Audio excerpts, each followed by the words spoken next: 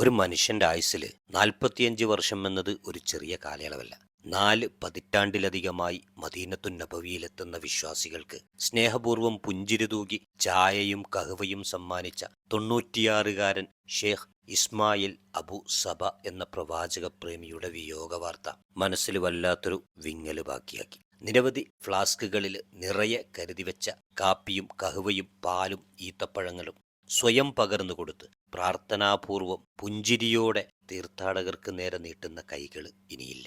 45 വർഷക്കാലം മദീനയിൽ താമസിച്ച് മുഹമ്മദ് നബിയെ സന്ദർശിക്കാനെത്തുന്നവരെ സ്വീകരിക്കാനും ആദരിക്കാനും സൽക്കരിക്കാനും സാധിക്കുക എന്ന പുണ്യകർമ്മം ചെയ്യാൻ ഭാഗ്യം ലഭിച്ച മഹാൻ, പ്രവാചക സ്നേഹ പ്രവൃത്തിയിലൂടെ സാധ്യമാക്കിയ സ്വാത്വികൻ, മദീന നിവാസികളായ പ്രവാചക ശിഷ്യന്മാരെ അനുസ്മരിപ്പിക്കുന്ന പ്രവർത്തനം ഷേഖ് ഇസ്മായിൽ അബൂ സബാഹ് എന്ന പ്രവാചക പ്രേമിയുടെ കൂടെ ഞങ്ങളെയും നിന്റെ ജന്നാത്തിൽ ഒരുമിച്ച് കൂട്ടണേ അല്ലാഹ്.